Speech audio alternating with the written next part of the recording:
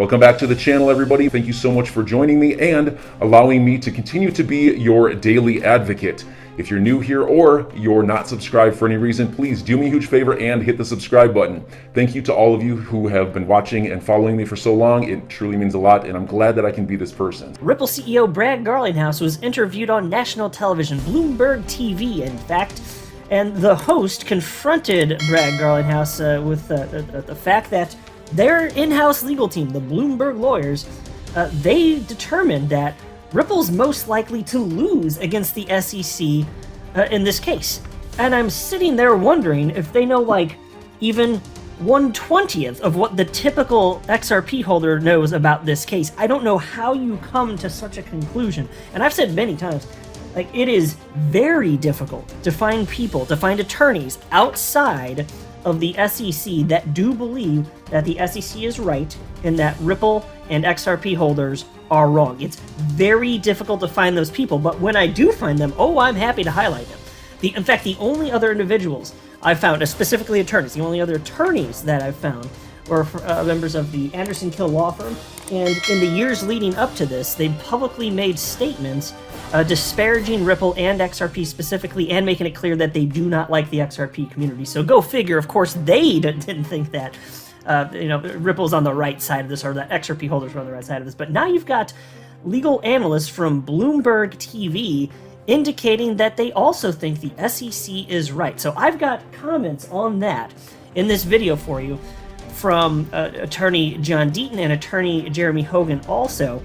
And the question is also posed, okay, what does this mean? Like, say everything goes to hell completely. Say that Ripple actually loses the case. What does that mean for the price of XRP? What does that mean for the actual value of XRP?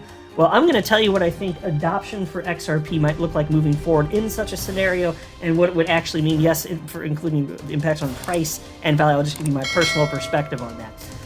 So anyway, plenty to discuss. But before we go any further, I do want to be clear, I do not have a legal or financial background of any kind. I am not offering legal or financial advice. And you definitely should not buy or sell anything because of anything I say or write. I'm just an enthusiast who enjoys making YouTube videos about crypto-related topics, but just as a hobby and just for fun.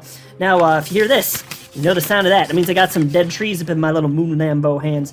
And what I did is I transcribed some of the parts from this interview that I found to be most interesting, and I'm going to share them with you now. And this was shared directly by the Bloomberg TV official Twitter account. And the host said the following, to kick this all off, said something, just even the first sentence or two, very interesting. Here's what the host said. Now joining us is Ripple CEO Brad Garlinghouse for an exclusive interview. Brad, it's great to get to speak to you. One of my favorite parts about doing this show, in particular, is that the audience is really engaged, and they always are tweeting things at us during the show, after the show, and the consistent question we get is, when are you going to talk about Ripple and the SEC? Folks, congratulations to all of you out there, my fellow XRP community members that are all up on the Twitters, all of you that have been hitting like on all of this stuff and tweeting at Bloomberg TV and everybody else in mainstream media, because the vast majority of them not responding, not paying attention. They know you're there. Don't think that they're just not seeing this. They know you're there. So Bloomberg's been getting this for how long, and finally they're addressing it. I mean, maybe they had in others, well, in written format they had, but on television here, this is not something that they're regularly talking about. And so again, the host right here citing on her own that, man, we just are constantly getting bombarded by this. It's you listening to this that's doing that, so kudos to you. Thank you.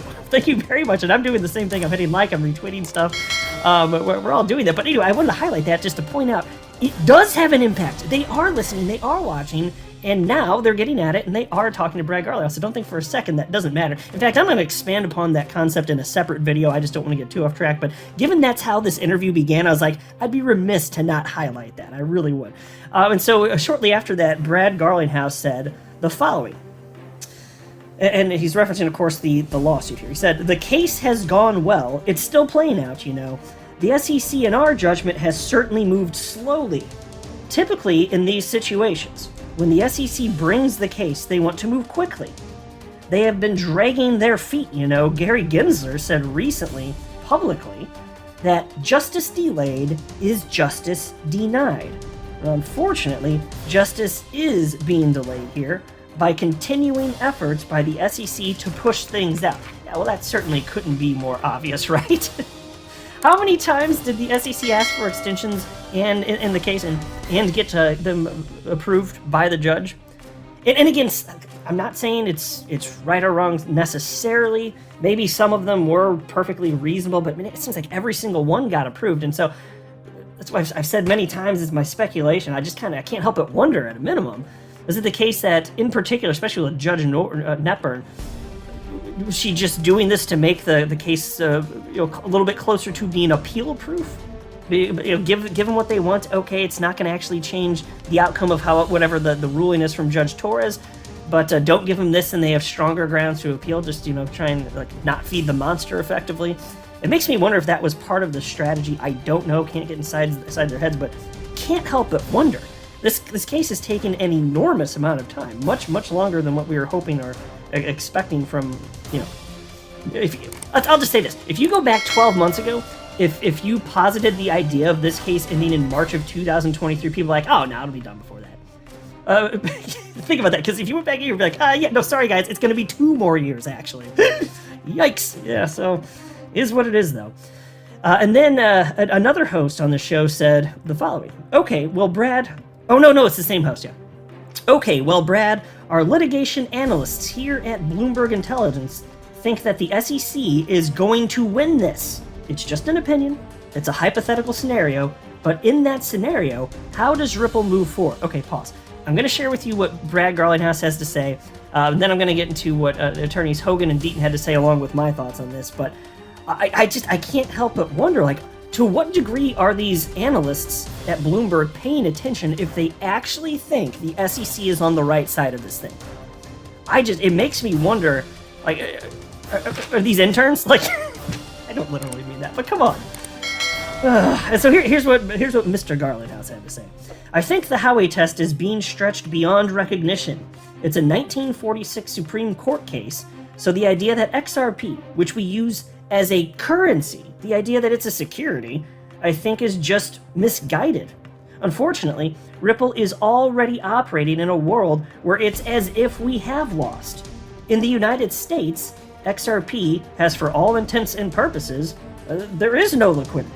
Trading has been halted on most exchanges, despite the fact that Ripple had a record year last year. We continue to grow very quickly across our major product groups.